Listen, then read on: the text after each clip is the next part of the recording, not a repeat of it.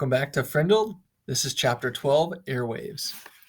Within a week after the article was published in the Westfield Gazette, the kids at junior high and the kids at the high school had stopped using the word pen and had started to use the word Frindle. They loved it.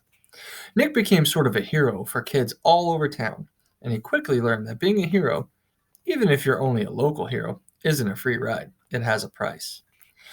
People noticed Nick when he walked into his dad's hardware store or when he stood in the line at the penny pantry to buy a candy bar. He could feel it when someone recognized him, and it made him shy and awkward.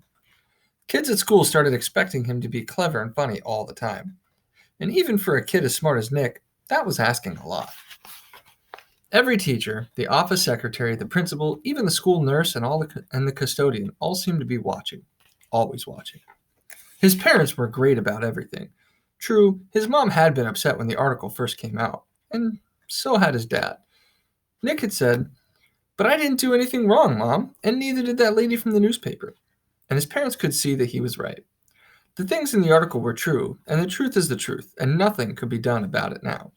Even though it had made them uncomfortable to have their boy talked about all over town, secretly, Nick's mom and dad were pleased. After all, a brand new word is a pretty amazing thing. Their Nicholas was quite a fellow, no getting around it. Someone else in town thought this brand new word was pretty amazing too. Bud Lawrence had lived all his life in Westfield, and when he was only 19 years old, he had saved enough money to make an investment. He looked around for a good idea, and then bought the first Dairy Queen in the state. After a few years, he bought a McDonald's restaurant. That was almost 30 years ago. And these two restaurants had made him rich, one of Westfield's leading citizens. When Bud Lawrence saw the article about the new word, he had his lawyer file a preliminary trademark claim on the word Frindle. Within 4 days, he had set up a small company that was selling cheap plastic ballpoint pens specifically imprinted with the word Frindle. He sold 3,000 Frindles the first week, and they sold so fast that stores all over Westfield couldn't keep them in stock. Then, just as quickly, kids stopped asking for Frindles. The sales slowed down, and Bud Lawrence started thinking about other projects.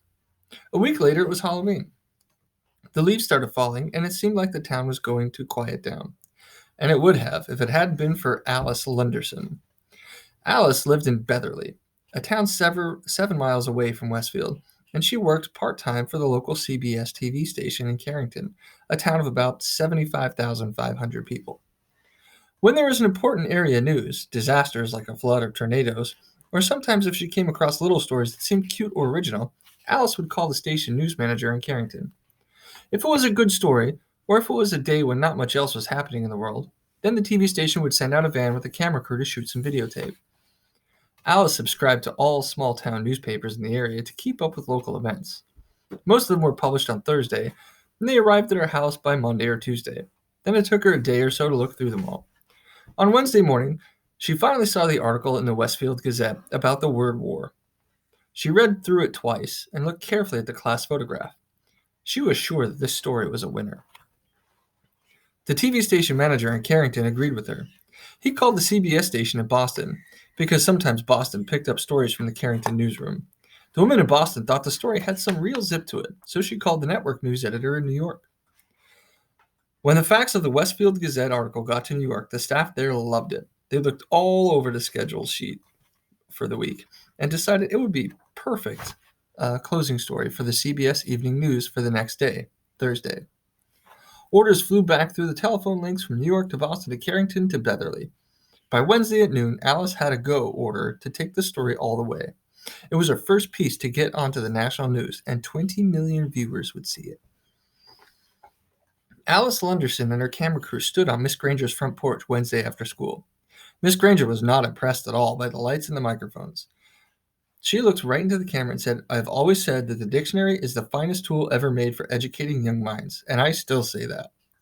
Children need to understand that there are rules about words and language, and that those rules have a history that makes sense. And to pretend that a perfectly good English word can be replaced by a silly made-up word just for the fun of it, well, it's not something I was ready to stand by and watch without a fight." "And have you lost the fight, Miss Granger?" asked the reporter. Miss Granger turned her eyes up to nearly full power. She looked into the camera and said with a pale smile, she said, "It's not over yet." When Alice and the crew showed up at Nick's house, the Allen family was ready for them. Mom and Dad sat on the couch with Nick between them. Nick squinted into the lights. His mom had worked out with Nick what he could say and what he couldn't say.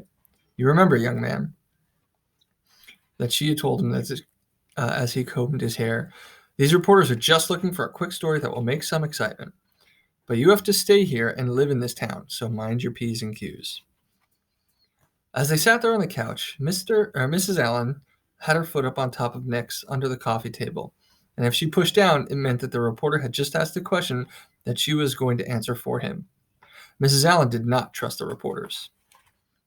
So tell me, Nick, why did you make up this new word, Frindle? Asked Alice Lunderson. Nick gulped and said, Well, my teacher, Miss Granger, said that all the words in the dictionary were made up by people, and that they do mean what they mean because we say they do.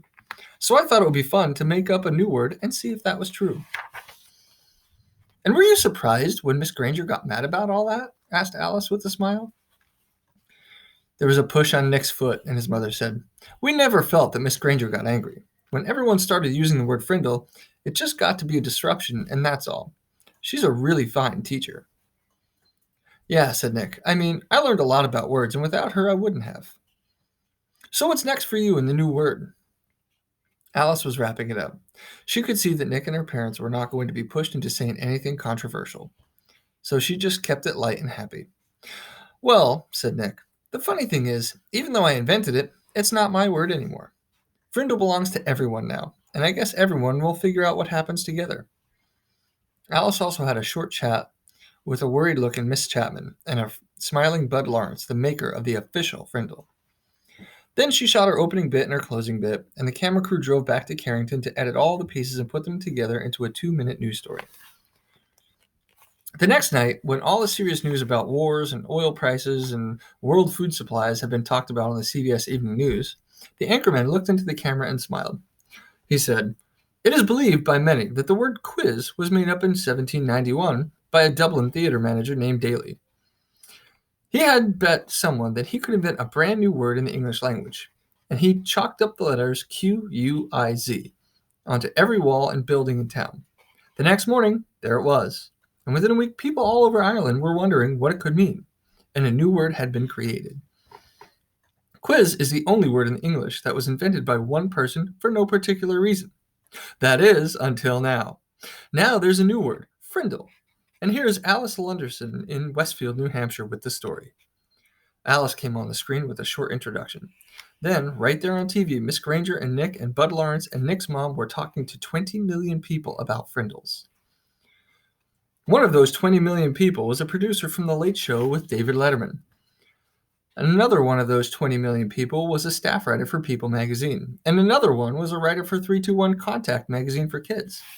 Dozens of other writers and producers and marketing people saw the story on the news, and all of them smelled a great story. During the next 3 weeks, every man, woman, and child in America heard about this funny new word that kids were using instead of the word pen. And kids in Ohio and Iowa and New York and Texas and California started using it too. Bud Lawrence was suddenly flooded with orders for anything with the word Frindle on it, and he quickly got interested again. But there were complications. Bud's lawyer said, You see that stack of orders there? Trouble, that's what that is. We got a trademark filed, but it's only like an application. The whole country knows that this little kid made up the word, and unless you make a deal with his dad, you're going to end up with nothing, maybe even a big fat lawsuit. That kid owns the word. When Mr. Allen came home at lunchtime, his wife told him that he had to call Bud Lawrence. It's something about the new word. This was not good news to Tom Allen. He was sick and tired of all the fuss, and being away from the hardware store so much while all this nonsense was happening had put him weeks behind on his paperwork. He'd be lucky now to get his Christmas order in time. Even though he didn't really want something to do with it, Bud was an old friend. So on the way back to the store, Nick's dad went to Bud Lawrence's office. Tom, good to see you, said Bud. He stood up and walked around his desk to shake hands. Have a seat. Tom sat down uneasily, and Bud pulled another chair over. Ever seen Westfield so stirred up about anything in your life? You and Ginny must be pretty proud of that boy of yours. Bud couldn't remember Nick's name. Tom shifted his chair and nodded. Yes, he's quite something, that's for sure. But I'll tell you, Bud, I'm ready for it all to just die down and blow away. Too much fuss. Instantly, Bud saw how to get what he wanted. Well, Tom, I'm afraid it's not really going to go away. Looks like something started up and people are really interested. You probably saw those bright red ballpoints around town with the word Frindle on them. That was my doing, just testing the waters. But your boy, he owns that word. I got my lawyers to apply for a trademark in a few weeks back because that's just the way I am.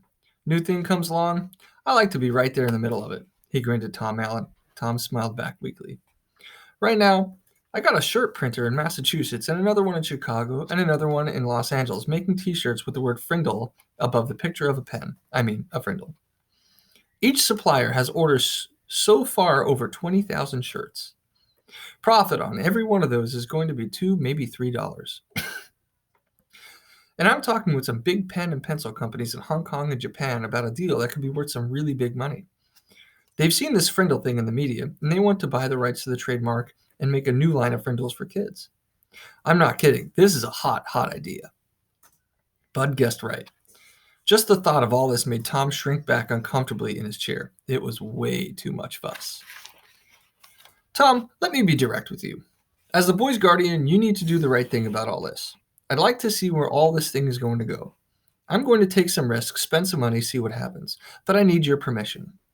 I need your signature on these trademark papers, and I need to strike a deal with you about permission to use that trademark. I know it seems like a big ruckus about a word, but we just can't tell what's to come of it unless we take some steps. Bud pointed at the papers on his desk. That's a contract, and it's fair and honest. It gives your boy 30% of whatever profits I might make. That's a fair royalty, generous for this kind of deal. So what do you say? Make sense? Let me take care of all the fuss and see if some good doesn't maybe come of it all. The papers and a pen were on the desk next to Tom. He looked at Bud, then reached over, picked up the pen, and signed both copies of the trademark papers and 3 copies of the contract. I've got no reason to doubt you one bit, Bud, and I sure don't want to mess with any of this myself. Is that it? He asked, standing up. Not quite, Tom. Here. Then Bud Lawrence handed Nick's dad a check for $2,250. What's this for? That's what I owe Nick for sales of Frindles from the first 3 weeks, explained Bud with a smile. Tom looked at the check and said, This is terrific, Bud. And I'm really glad about it because I'm sure it'll help with Nick's college, but I wish you'd just keep this between us. If Nick knew, he'd probably stop mowing lawns and I'd never get him to save another penny. So just between us, okay? Bud said, Sure, Tom, I understand. Just between us, and they shook hands. Mr. Allen left Bud's office and walked across the street to the savings bank. He set up a trust account for Nick, and the bank manager said he could make arrangements with Mr. Lawrence so any other money would be deposited automatically. That sounded good to Tom Allen, and if he never heard another word about it, that would be fine. As Nick's dad walked slowly back to the hardware store, he wondered if things were ever going to be the same again in this quiet little town. The end. Tune in next time.